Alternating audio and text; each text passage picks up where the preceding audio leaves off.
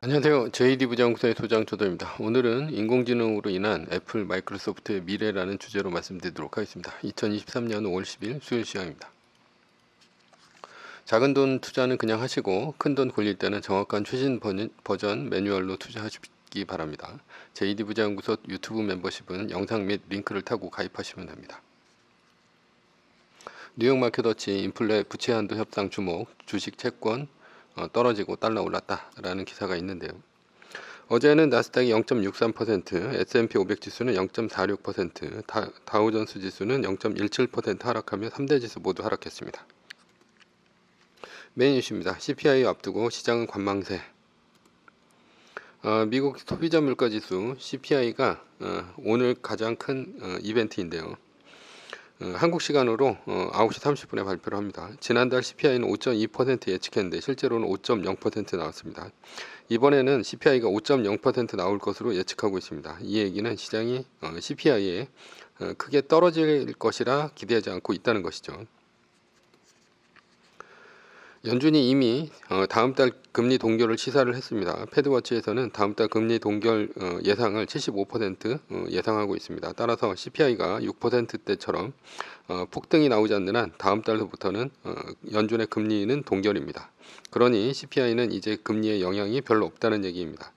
다만 CPI가 5% 이하로 떨어지지 않고 횡보하면 금리도 5.25% 기준금리에서 횡보할 것입니다. 그러나 CPI가 5% 이하로 떨어지면 연내 금리 인하도 가능할 것으로 보입니다. 시장은 올해 3번의 금리 인하가 있을 것으로 예상하고 있습니다. 주식은 지금 0%대로 상승 중입니다. 변동성이 없다는 얘기입니다. 1% 이상의 폭등도 폭락도 없는 상태입니다. 이럴 때는 주가가 아주 안정적으로 오르는 경향이 있습니다. 이벤트로는 부채 한도 협상이 있지만 타결이 되거나 안 되어도 주가에 크게 영향을 주지 않을 것입니다. 6월 초에 디폴트 한다고 옐런 장관이 얘기를 했지만 6월 15일에 세금이 들어와 최대 9월까지 부채 한도 협상이 미뤄져도 미국 정부의 디폴트는 없다고 보입니다. 뉴스는 자극적인 것을 내보내지만 시장은 부채 한도 협상에는 미동도 없는 상태입니다. 다만 지방은행의 불확실성은 주가에 영향을 줄 수는 있습니다. 그러나 지방은행은 많이 떨어진 만큼 뱅크런이 크게 일어나지 않는다면 당분간 주가가 안정될 것으로 보입니다. 지방은행의 문제가 안정된다면 위험자산 배팅이 늘어날 수 있습니다. 즉 주가가 오를 수 있다는 얘기죠. 다만 주가는 어제 얘기했듯이 차별화되어서 오를 것입니다. 결론입니다. 재미없는 시장입니다. 그러나 재미없는 시장에서는 AI 테마와 현금성 자산이 많은 안정적인 세계 1등주가 이러한 국면에서 아주 유리합니다.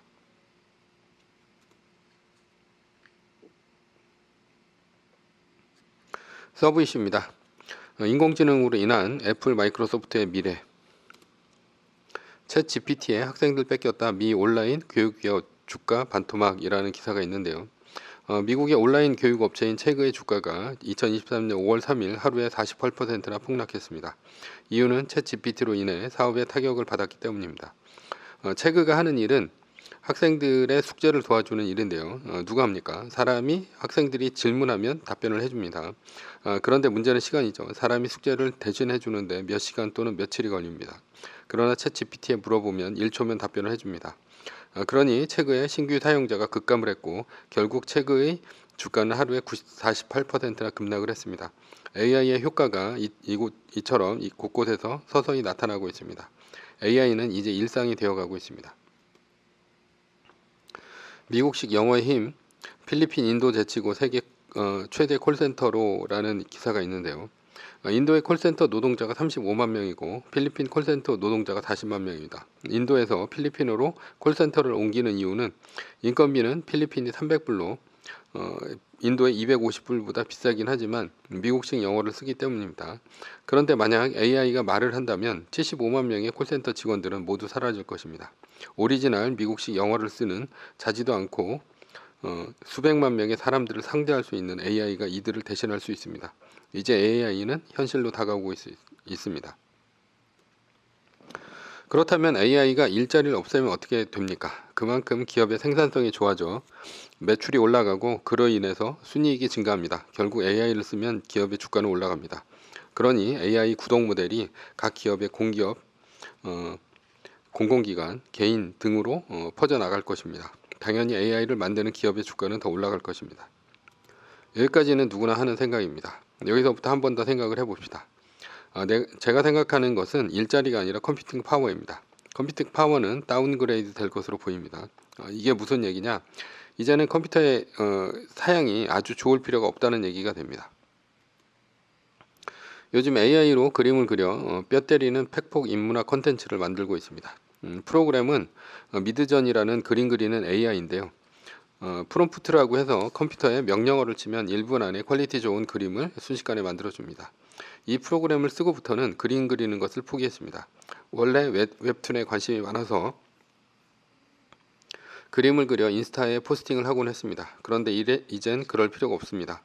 세계적인 디지털 아트 크리에이터보다 미드저니가 훨씬 잘 그리고 빨리 그리기 때문입니다.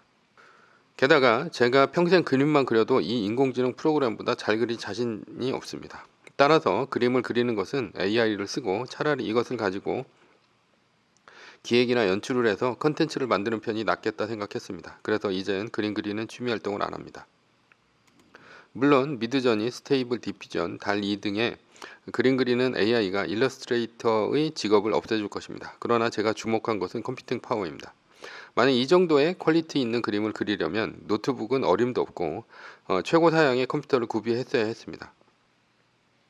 그래픽 디자이너의 컴퓨터는 그래픽 카드도 최고 사양에 메모리도 엄청나게 끼우고 CPU도 그렇고 아무튼 한 1000만원은 좋게 들어갈 것입니다. 거기다가 32인치 와콤 신티크 태블릿에 그것을 잡아주는 전용 에르고 스탠드 비용까지 하면 1500만원 들어갑니다. 그러나 저는 노트북에서 미드저니에서 그림을 그리는 작업을 하고 있습니다. 더구나 노트북은 10년도 더 된 깡통 노트북에서도 작업이 충분히 가능합니다. 이 얘기는 컴퓨팅 파워가 이젠 클라이언트, 그러니까 개인에서 서버로 옮겨가고 있다는 얘기입니다. 즉 개인이 아무리 아주 좋은 컴퓨터를 구비할 필요가 없고 챗 GPT나 미드저니와 같은 AI 프로그램을 돌리는 서버에 엄청난 컴퓨팅 파워를 쓰고 있다는 얘기입니다. 대륙의 고육책이라는 신문 기사인데요. 챗 GPT 3.5와 같은 초거대 AI를 개발하려면 엔비디아의 A100 그리고 H100과 같은 서버용 그래픽 카드가 필요합니다. H100은 무려 6천만원까지 가격이 올랐습니다. 이것이 무려 1만 개가 필요합니다. 약 6천억 원입니다. 솔직히 개인으로서는 엄두도 못 낼 큰 돈이지만 그 AI 기업이 그리는 미래에 비하면 이 정도 투자는 빅테크에 있어서는 아무것도 아닙니다. 구글 한판 붙자 마이크로소프트 오픈 AI의 12조 원 배팅이라는 기사가 있는데요. 그래서 마이크로소프트는 챗 GPT 개발사인 오픈 AI에 14조 원을 배팅한다고 했습니다. 컴퓨팅 파워는 그래서 개인에서 AI 기업으로 옮겨가고 있는 중입니다. 그렇다면 앞으로 어떤 일이 벌어질까요? 개인용 컴퓨터의 사양이 좋아질 필요가 없습니다. 스마트폰의 사양도 좋아질 필요가 없습니다. 이러면 문제가 생기는 기업이 있죠. 삼성전자, 인텔과 같은 하드웨어를 만드는 기업입니다. 개인용 메모리, CPU 등은 좋아질 필요가 없기 때문이죠. 서버단에서 컴퓨팅 파워를 늘리고 있기 때문입니다. 통신만 빠르다면 모든 것이 클라우드 AI 컴퓨터에서 해결이 가능합니다. 단지 통신, 디스플레이, 서버에서 보내주는 그래픽을 뿌려줄 수 있는 CPU 메모리 정도면 충분합니다. 다만 서버용 그래픽 카드를 만드는 엔비디아는 예외입니다. 앞으로 서버용 컴퓨팅 파워가 커질수록 독점적 지위에 있는 엔비디아의 주가는 더 올라갈 것입니다. 삼성전자는 왜 앞으로 힘들어질까요? 삼성전자가 노트북, 스마트폰이 새로 나오면 광고 문구는 죄다 사양입니다. 스펙이란 얘기죠. 프로세서는 엑시노스, 디스플레이는 슈퍼 아몰레드, 카메라는 500만 화소, 메모리는 512메가. 고객의 충성도와 감성에서는 애플을 따라갈 수가 없기에 그들이 내세우는 것은 스펙입니다. 얼마나 좋은 스펙을 써서 얼마나 싸게 팔 수 있는가가 광고의 핵심입니다. 좋은 스펙을 써서 싸게 팔면 떨어지는 것은 기업의 순이익입니다. 그러나 애플은 삼성전자보다 스펙이 떨어지고 오히려 가격이 비싼데도 더 잘 팔립니다. 저사양의 스펙의 스마트폰을 비싸게 팔면 올라가는 것은 기업의 순이익이죠. 그래서 애플의 순이익은 20%가 넘습니다. 그런데 이젠 AI로 인해 고사양의 스펙 경쟁은 더 이상 필요가 없게 되었습니다. 오히려 중국의 노트북, 스마트폰 업체에 저사양, 저가격의 제품이 더 경쟁력을 갖게 될 것입니다. 구글 결국 클라우드 게임 시장 철수, 충분한 사용자 확보 못해라는 기사가 있는데요. 스타디아는 구글의 클라우드 스트리밍 방식으로 게임을 즐기는 게임 플랫폼입니다. 즉 하드웨어 사양이 좋지 않아도 플레이스테이션이나 엑스박스와 같은 고사양의 콘솔 하드웨어가 없는 깡통 노트북에서도 게임을 즐길 수가 있습니다. 그런데 왜 구글은 클라우드 스트리밍 방식의 스타디아는 철수를 했을까요? 이유는 느린 통신 속도로 인한 딜레이 때문입니다. 게임은 양방향의 실시간이 생명입니다. 그런데 지금은 통신 속도가 느려 내가 만약에 게임을 할 때 클릭을 했을 때 서버로 갔다가 다시 되돌아오는 데 걸리는 지연 때문에 게임의 흥미가 떨어집니다. 게다가 구글은 소니나 마이크로소프트에 비해 게임이 별로 없죠. 그러나 통신 속도만 빨라진다면 앞으로도 게임이 완전한 클라우드로 즐길 수 있습니다. 플레이스테이션이나 엑스박스 없이 깡통 노트북으로도 얼마든지 게임을 즐길 수 있다는 얘기입니다. 신대륙 꿈꿨던 클라우드 게임 시장 MS만 맑음이라는 기사가 있는데요. 마이크로소프트도 클라우드 게임 플랫폼을 갖고 있습니다. 엑스클라우드죠. 클라우드 게임 시장에서 마이크로소프트만 잘 나가고 있습니다. 왜냐하면 게임 목록도 구글과는 비교도 할 수 없던 정도로 많은 데다 클라우드로 게임을 하는 것이 아닌 엑스박스로 게임을 플레이하면서 화면만 받아오면 되기 때문에 딜레이 없이 실시간 게임이 가능합니다. 구글은 엑스박스와 같은 콘솔이 없기 때문에 실패한 것입니다. 마이크로소프트는 애저와 같은 자체 클라우드도 있죠. 자체 클라우드가 있다는 것은 순이익이 올라갈 수가 있습니다. 결국 클라우드 게임 플랫폼 시장에서 MS가 앞서 나갈 수밖에 없습니다. 대항마는 소니의 플레이스테이션 정도인데 자체 클라우드가 없어 MS에 뒤질 수밖에 없고 클라우드 게임에 뛰어들지도 않았습니다. 구글과 소니가 합작을 하면 MS에 대항을 할 수 있을까요? 그러나 소니가 구글과 합작을 한다면 소니에겐 카니발라이제이션이 될 것입니다. 소니의 플레이스테이션 고객을 구글과 나눠 먹는 꼴이 되기 때문이죠. 그러나 소니도 클라우드 게임 시장에 들어가지 않으면 MS에게 밀릴 것입니다.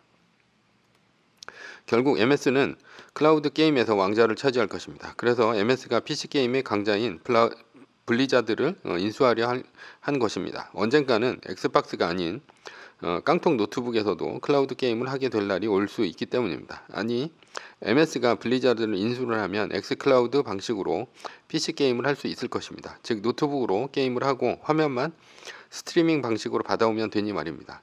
콜 오브 듀티 등 블리자드의 고사양 슈팅 PC게임을 깡통 노트북에서 스트리밍으로 플레이가 가능할 것입니다.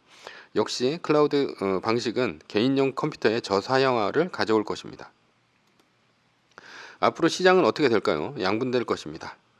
첫 번째는 저스펙으로 더 싼 가격의 전자제품을 만드는 기업끼리 진흙탕 싸움입니다.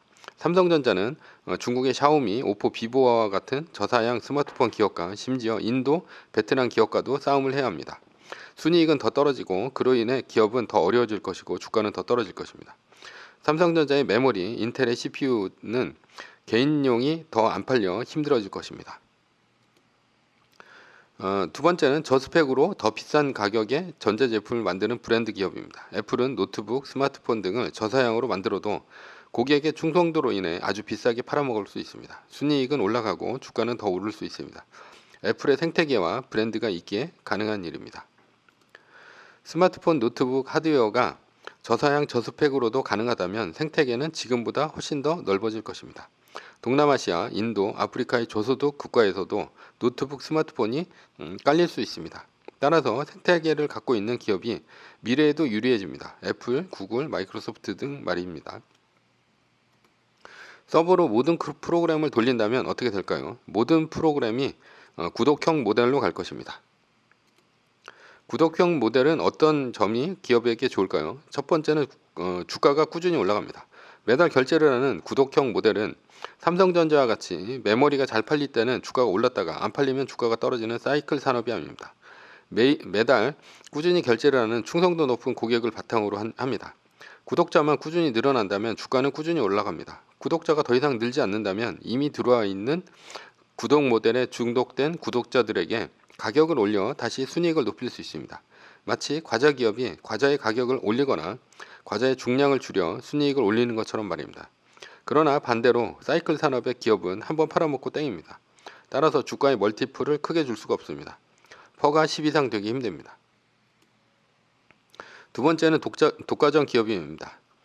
구독형으로 치킨 게임에서 살아난다면 독과점 기업이 됩니다. 독과점 기업은 한번 시장을 잡으면 그 구독 모델이 수명을 다할 때까지 그 분야에서 독과점 기업이 됩니다.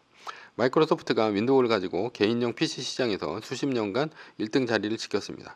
애플, 구글은 스마트폰용 iOS와 안드로이드를 가지고 십수년을 과점하고 있습니다. 결론입니다. 인공지능 시대가 오면 고객의 충성도가 있는 브랜드 기업, 생태계를 갖고 있는 기업이 독과점을 누리며 승승장구할 것입니다. 그런 면에서 애플, 마이크로소프트, 구글, 엔비디아, 테슬라 등 빅테크 기업이 유리합니다. 반대로 스펙에 돈을 때려 넣는 기업, 브랜드가 떨어지는 기업, 생태계가 없는 기업은 불리합니다.